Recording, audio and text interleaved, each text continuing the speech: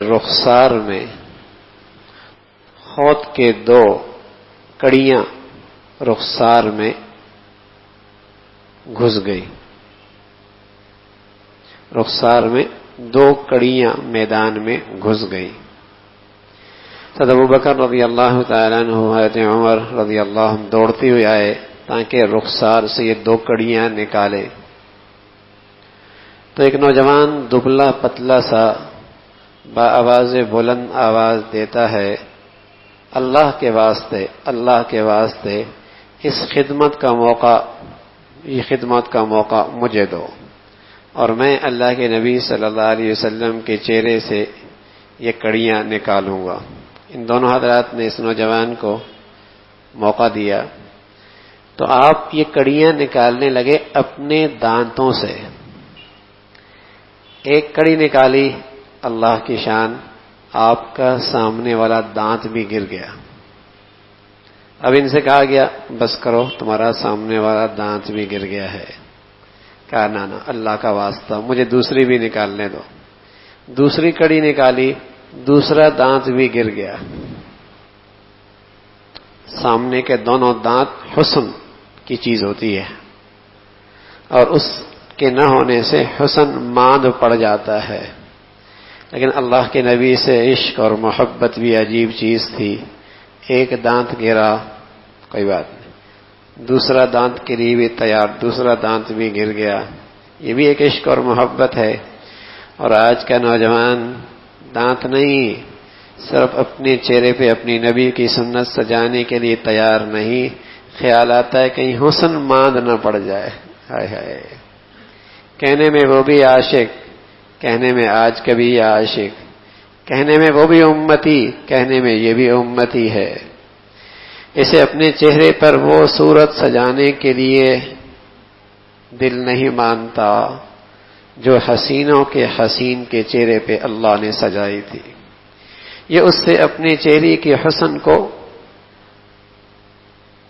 ماند پڑنے کا ایسے احساس اور فکر ستا رہا ہے. اور کہاں یہ سچے عاشق تھے، سبحان اللہ. ایک دانت گرا سامنے والا، دوسرا دانت بھی گر گیا. تو حضور علیہ الصلوۃ والسلام نے فرمایا اس نوجوان کے لیے جنت واجب ہو گئی، اس نوجوان کے لیے جنت واجب ہو گئی. اور صحابہ رضوان اللہ علیہم اجمعین فرمانے لگے بظاہر دو سامنے کے دانتوں سے حسن میں فرق آتا ہے، لیکن اللہ اللہ ہے جو حسن دینے والا ہے. جس سانچے میں دے دے، جس شکل میں دے دے، جس روپ میں دے دے. فرمایا یہ وہی عبیدہ ہے جس کا حسن پہلے سے زیادہ دو بالا ہو گیا اور زیادہ خوبصورت لگنے لگ گئے. یہ عبیدہ ابن جراح ہے رضی اللہ تعالی عنہ. تو اللہ کے نبی صلی اللہ علیہ وسلم نے اس دنیا میں ان کے بارے میں فرمایا اس نوجوان کے لیے اللہ نے جنت واجب کر دی، اللہ نے جنت واجب کر دی. تو ان کی یہ نصیحتیں وصیتیں ہیں. ایک دن فرمانے لگے الا رب مبید لثیابہ مدنس لدینہ. کتنے ایسے لوگ ہیں جو اپنے کپڑوں کو تو صاف رکھتے ہیں لیکن اپنے دین کو میلا کر دیتے ہیں. یعنی اپنی دنیا کی شان و شوکت تو بڑھا دیتے ہیں لیکن اپنے دین کی شان و شوکت گرا دیتے ہیں. اپنی دنیا کی شان و شوکت بڑھا دیتے ہیں اور اپنی دین کی شان و شوکت گرا دیتے ہیں. ظاہر دنیا اسے سنوارتے ہیں، باطن آخرت اسے اجاڑتے ہیں. ظاہر دنیا سنوارتے ہیں اور اپنا باطن اپنا آخرت اجاڑتے ہیں. فرمانے لگے الا رب مکرم لنفسی واولها مہین. کتنے ہیں جو بظاہر اپنے نفس کو عزت دے رہے ہوتے ہیں لیکن حقیقت میں اس کے لیے ذلت کا سامان کر رہے ہوتے ہیں. وَمَن يُهِنِ اللَّهُ فَمَا لَهُ مِن مُكْرِمٍ وَمَن يُهِنِ اللَّهُ فَمَا لَهُ مِن مُكْرِمٍ. جسے اللہ ذلیل کر دے کون عزت دے سکتا ہے؟ بظاہر گناہوں میں خیال سمجھتا ہے کہ میں اپنے آپ کو عزت دار بنا رہا ہوں، اپنے نفس کو عزت دلا رہا ہوں، لوگ میری عزت کریں گے. لیکن میرے عزیزو، جسے اللہ ذلیل کر دے کون عزت دے سکتا ہے؟ کون عزت دے سکتا ہے؟ جو گناہوں میں عزت تلاش کرتا ہے اس کی عقل تو ماتم کے قابل ہے. جو گناہوں میں عزت تلاش کرتا ہے اس کی عقل تو ماتم کے قابل ہے. عزت اللہ سے دشمنی کر کے بھی کوئی عزت لے سکتا ہے؟ وَمَن يُهِنِ اللَّهُ فَمَا لَهُ مِن مُكْرِمٍ. جسے اللہ رسوا کر دے کون عزت دے سکتا ہے؟ وَلِلَّهِ الْعِزَّةُ وَلِرَسُولِهِ وَلِلْمُؤْمِنِينَ. عزت کے خزانے اللہ کے پاس ہیں، اس کے رسول کے لیے ہیں، اہل ایمان کے لیے ہیں. عزت اللہ کے پاس. فرمایا کتنی ایسے ہیں رب مکرم لنفسی وهو لها مہین. اور پھر فرمانے لگے جب آپ بیمار ہوئے اور آپ کے ساتھی آپ کے ارد گرد اکٹھے ہوئے تو آپ نے انہیں وصیت فرمائی. فرمایا ان قبلتموها لم تزالوا بخیر. تم ان وصیتوں پہ عمل کرو گے ہمیشہ خیر پہ رہو گے، ہمیشہ خیر پہ رہو گے. اور فرمایا اقیم الصلاۃ، نماز کا اہتمام کرنا، وآتوا الزکاۃ، زکوٰۃ دینا، وصوم شہر رمضان، رمضان کے روزے رکھنا، وتصدقوا، صدقہ خیرات کرنا، وحجوا واعتمروا، حج کرنا، عمرے کرنا، وتواصوا، اور ایک دوسرے کو بھلائی کی تلقین کرنا، ولا تلہکم الدنیا، تمہیں دنیا کہیں غافل نہ کر دے، اس کا خیال رکھنا. فرمایا فإن امرأ لو عمر ألف حول ما كان له بد من أن يصير إلى مصر هذا الذي ترون. فرمایا کسی شخص کی عمر 1000 سال بھی ہو جائے لیکن پھر بھی اسے وہاں جانا ہوگا جہاں تم مجھے آج جاتا دیکھ رہے ہو. فرمانے لگے کسی کی عمر 1000 سال بھی ہو جائے اسے وہاں جانا ہوگا جہاں تم مجھے آج جاتا دیکھ رہے ہو. کتنے دن تک جی رہے گا؟ کب تک رہے گا؟ کب تک زندہ رہے گا؟ جانا ہوگا وہاں. کسی نے پوچھا موت کی وجہ کیا ہے؟ فرمایا موت کی وجہ زندگی ہے کہ ہر جینے والے پر موت آنی ہے. موت کی وجہ کیا ہے؟ فرمایا زندگی ہے. ہر جینے والے پہ موت ہے، اس کے لیے موت کا پیالہ ہے. کوئی کتنا بھی جی لے مرنا تو ہے. تو فرمانے لگے تمہیں دنیا غافل نہ کرے، دنیا غافل نہ کرے، باخبر رہنا، باخبر رہنا، منزل تمہاری آگے ہے. پیارے رسول صلی اللہ علیہ وسلم فرمایا کرتے تھے مالی ولی دنیا، مجھے اس دنیا سے کیا لینا؟ میری مثال تو یوں ہے سفر کر رہا ہوں، راستے میں درخت سایہ دار ملا، تھوڑی دیر بیٹھا سانس لینے کے لیے، پھر آگے چل دیا. دنیا میں تھوڑی دیر سانس لینے کے لیے رکا ہوں پھر چل پڑوں گا. سفر چل رہا. اچھا بھائی آپ یہاں سے دبئی سے آپ کینیڈا جا رہے ہو، درمیان میں آپ کا ایئرپورٹ دبئی پہنچتا ہے اور کوئی نادان وہاں بیٹھ کر کہ یہ بھی مل جائے، یہ بھی مل جائے، یہ بھی مل جائے، یہ مل جائے. کہ اب یہاں تیرے عقل پہ ماتم کرنی چاہیے، منزل پہ جا کے سب کچھ مل جائے گا. سفر ہے، یہاں ہر چیز تھوڑی ملتی ہے. ایسی چاہت کرنے والے کو بھی دنیا بیوقوف کہتی ہے، کم عقل کہتی بھی. یہاں درمیان میں پڑاؤ ڈالا، آگے جانا ہے. لیکن میرے عزیزو چونکہ اس کم عقلی میں دنیا دوڑ رہی ہے، اور جو جتنا اس کم عقلی کا مظاہرہ کر رہا ہے دنیا اس کو اتنا ترقی پسند کہتی ہے، اور دنیا اس کو اتنا عقل والا کہتی ہے، اور دنیا اس کو اتنی سمجھدار کہتی ہے. ارے میاں سفر میں تو بوجھ جتنا تھوڑا ہو سفر آسان ہوتا ہے. لیکن یہاں کہتا ہے میاں سفر کا بوجھ بڑا ہونا چاہیے. یا تو اس کو سفر نہ مانے، یہاں سے جانا نہ مانے. جانا بھی مان رہا ہے یہ بھی ایمان ہے، سفر بھی مان رہا ہے یہ بھی ایمان ہے، اور پھر بوجھل بھی ہو رہا ہے. یہ کون سی دانائی ہے؟ سفر بھی مان رہا ہے، بوجھل بھی ہو رہا ہے، جانا بھی مان رہا ہے، اور پھر بھی سامان یہیں کا. اس لیے اللہ کے نبی صلی اللہ علیہ وسلم فرمایا کرتے تھے کہ من ایکس الناس واحزب الناس، عقل مند دور اندیش، فرمایا اکثرہم ذکرا للموت اکثرہم استعدادا للموت ذهبوا بشرف الدنیا وکرامت الاخرہ.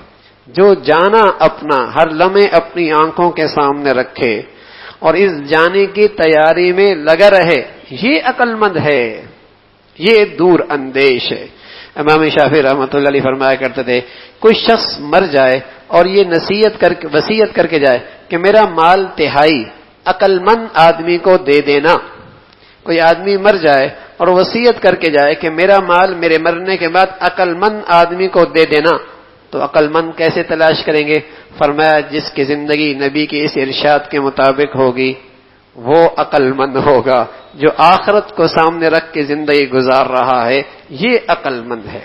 امام ابو حنیفہ رحمۃ اللہ علیہ فرمان لگے کوئی شخص یہ نظر مانے کہ میرا یہ کام ہو جائے میں 10 عقل مند لوگوں کو کھانا کھلاؤں گا. یہ نظر مانی میرا کام ہو جائے میں 10 عقل مند لوگوں کو کھانا کھلاؤں گا. اب عقل مند لوگ کون ہیں؟ جو رسول اللہ صلی اللہ علیہ وسلم نے فرمایا اکثرہم ذکرا للموت اکثرہم استعدادا للموت ذهبوا بشرف الدنیا وکرامت الاخرہ. جو اس جانے کو سامنے رکھتے ہیں اور اس سفر کی تیاری میں ہر وقت لگے رہتے ہیں یہ عقل مند ہے. لیکن میرے عزیزو یہاں تو اندھیر نگری ہے، عقل مند بیوقوف ہے اور کم عقل دنیا اسے روشن خیال اور عقل مند کہتی ہے. یہاں تو اندھیر نگری ہے. وہ ایک مرتبہ ایک ناک کٹا بغیر ایک ناک والا وہاں چلا گیا جہاں سب کی ناک کٹی ہوئی تھی، تو سب نے شور مچا، او ناک والا آ گیا، ناک والا آ گیا. یعنی انہیں اپنا عیب نہیں نظر آ رہا، ناک والے کو کہہ رہے او دیکھو دیکھو ناک والا آ گیا، ناک والا آ گیا. سالم صحیح اس کو کہہ رہے، اس کا مذاق اڑا رہا ہے. ہاں تو میرے عزیزو جہاں سبھی دنیا کے دوڑ میں لگے ہیں اور کوئی آخرت کی دوڑ میں لگے، دنیا اسے کہتی میاں کدھر جا رہے ہو، زمانہ کدھر جا رہا ہے، تم کدھر جا رہے ہو، زمانہ کدھر جا رہا ہے، تم کدھر جا رہے ہو. تو یہ ایسی دنیا ہے. یہاں تو کم عقل مند کم عقل سمجھا جا رہا. لیکن میرے عزیزو ایک وقت آنکھ بند کے ہونے کے بعد جب کھلے گی تب حقیقت کا پتہ چلے گا کون عقل مند تھا اور کون کم عقل تھا، کون خچر پہ سوار تھا کون گھوڑے پہ سوار تھا. کل پتہ چلے گا. میں ایسا تھا ویسا تھا، کل پتہ چلے گا تم کیسے تھے. میں یہ میں وہ میں ایسا میں ویسا، کل پتہ چلے گا میاں تم کیسے تھے. ہاں کل پتہ چلے گا. تو حضرت عبیدہ ابن جراح رضی اللہ تعالیٰ عنہ اپنے ساتھیوں کو وصیت فرما رہے کہ اگر 1000 سال بھی تیری عمر ہو جائے پھر بھی تو نے وہاں جانا ہے جہاں تم مجھے جاتا دیکھ رہے ہو. ان اللہ کتب الموت علی بنی آدم فہم میتون. اللہ نے ابن آدم پر موت لکھ دی ہے، وہ اس نے مرنا ہے. وَآمَلُهُمْ لِيَوْمِ مَعَادِ. عقل مند ایکس وہ ہے جو اس دن کی تیاری میں لگا رہتا ہے. اور یہ وصیتیں کر کے دنیا کو خیر باد کہہ گئے. ہاں ان کی قبر اب بھی اردن کے اندر موجود ہے، لیکن جاتے جاتے اپنے ساتھیوں کو یہ کہہ گئے. اب جاتا ہوا کیا کہتا ہے؟ یہ زمین، یہ فیکٹری، یہ کارخانہ، یہ فلاں. ہاں اور اسے جاتے جاتے بھی اپنے دوستوں کی آخرت کی فکر ہے، اپنے دوستوں کی آخرت کی فکر ہے کہ میاں جہاں میں جا رہا ہوں.